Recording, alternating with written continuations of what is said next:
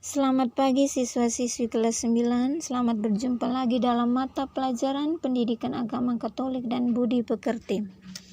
Sebelum memulai pembelajaran, jangan lupa berdoa dan absen. Materi kita hari ini, sikap Gereja Katolik terhadap agama dan kepercayaan lain. Dari materi ini ada 2 poin yang dibahas. Yang pertama, sikap yang baik antar umat beragama. Dan yang kedua, sikap gereja terhadap agama non-Kristiani dan kepercayaan lain. Kita masuk pada poin yang pertama. Bergaul dengan orang yang berpandangan sama adalah hal yang mudah.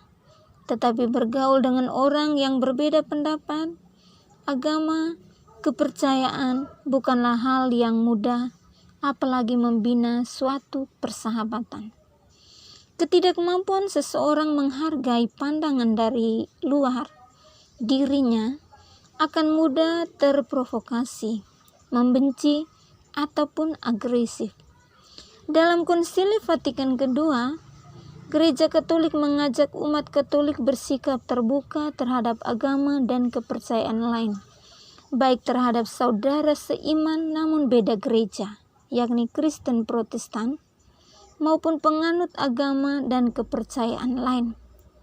Dokumen Gereja Konsili Vatikan II, Unitatis Redintegratio, artikel 1 dan 3, serta Nostra Aetate, artikel 1 dan 2, mengatakan bahwa Gereja Katolik tidak menolak apapun yang benar dan suci dalam agama-agama lain, serta mengajak seluruh umat Katolik agar dengan bijaksana dan cinta kasih mengadakan dialog dan kerja sama dengan penganut agama dan kepercayaan untuk menciptakan suasana kehidupan yang harmonis, rukun, dan damai.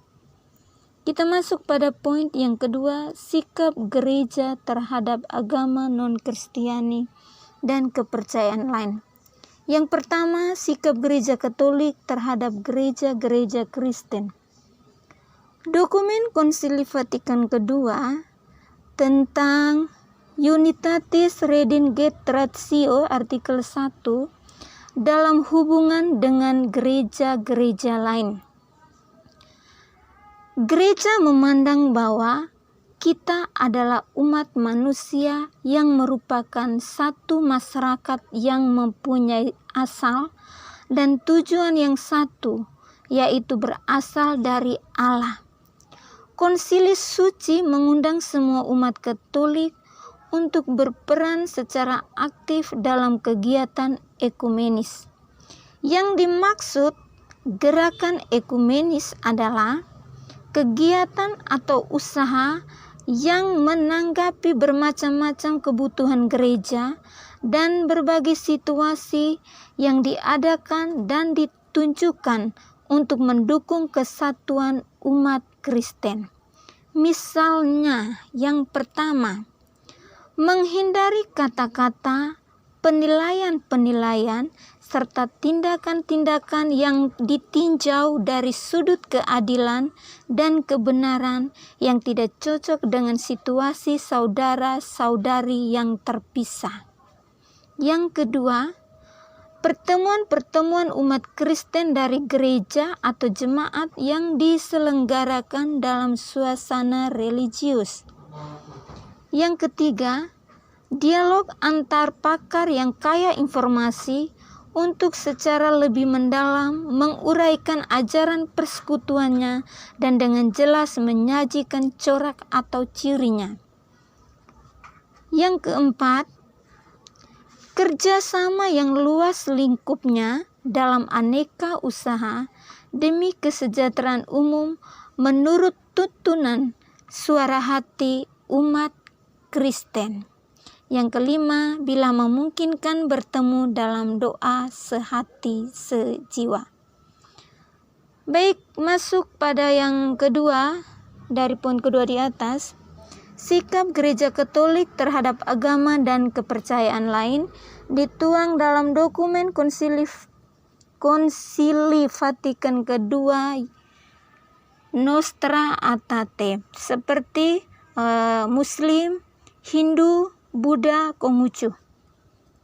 Gereja Katolik secara nyata mendukung terciptanya persaudaraan sejati dalam kehidupan bersama, termasuk mereka yang berbeda agama dan kepercayaan, baik melalui dialog kehidupan dan dialog karya seperti membangun rumah ibadat dan melaksanakan ibadat, ataupun mendirikan yayasan yang bergerak pada aksi peduli pada penderitaan sesama tanpa pandang bulu.